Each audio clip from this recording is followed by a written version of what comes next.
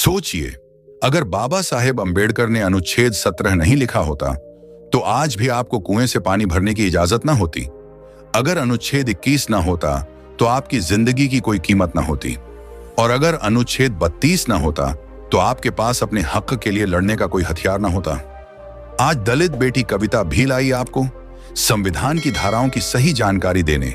संविधान की ये धाराएं बहुजन। भीड़ में बैठी बुजुर्ग औरतें सिर हिला रही थीं, नौजवान मोबाइल पर लाइव चला रहे थे, बच्चे उत्सुकता से देख रहे थे।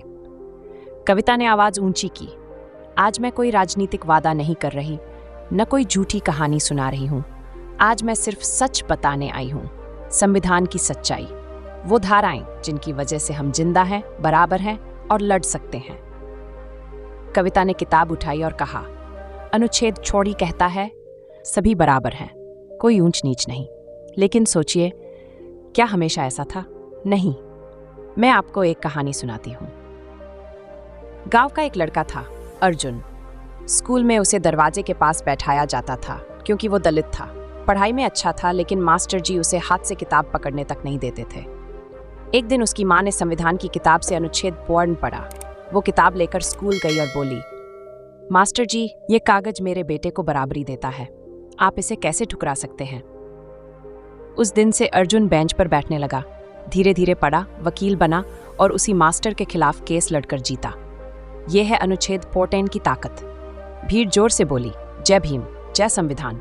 कविता ने आगे कहा, अनुच्छेद 5 कहता है धर्म, जाति, लिंग, जन्मस्थान के आधार पर कोई भेदभाव नहीं होगा। अब सुनो किस्सा। एक दलित लड़की थी, सुनीता। वो डॉक्टर बनना चाहती थी, लेकिन कॉलेज में एडमिशन रोक दिया गया। कहा, तुम्हारी जाति की सीट नहीं है। सुनीता ने हिम्मत नहीं हारी। उसने संविधान उठाया और कोर्ट गई। जज के सामने बोली, सर, संविधान कहता है कि कोई भी जाति के आधार पर भेदभाव नहीं करेगा, फिर मुझे क्यों रोका जा रहा है?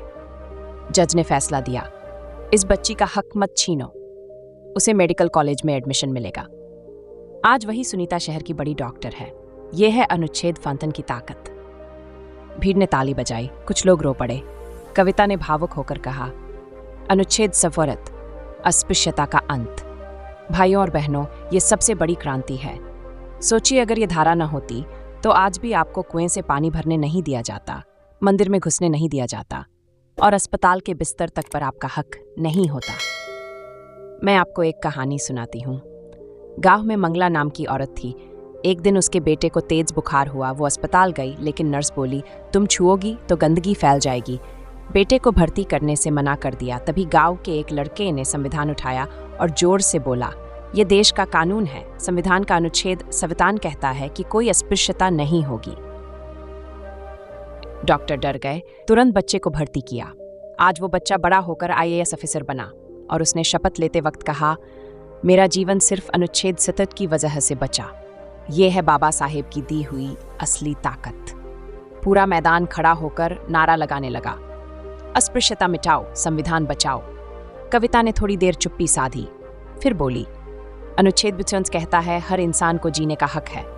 आपको शायद ये साधारण लगे, लेकिन जिनकी जिंदगी कुचल दी जाती है उनके लिए ये सबसे बड़ा हथियार है। एक दलित मजदूर शंकर था। उसकी जमीन जबरन छीनी जा रही थी। उसने कहा, ये मेरी रोजी रोटी है, आप नहीं छीन सकते। लेकिन दबंगों ने धमकाया। शंकर ने कोर्ट में केस किया और अनुच्छेद 22 का हवाला दिया। जीवन जीने का हक बिना जमीन, बिना रोजी रोटी कैसे पूरा होगा? कोर्ट ने उसकी जमीन वापस दिलाई। आज उसका बेटा उसी जमीन पर स्कूल चला रहा है। दोस्तों, यही है अनुच्छेद 22 की ताकत।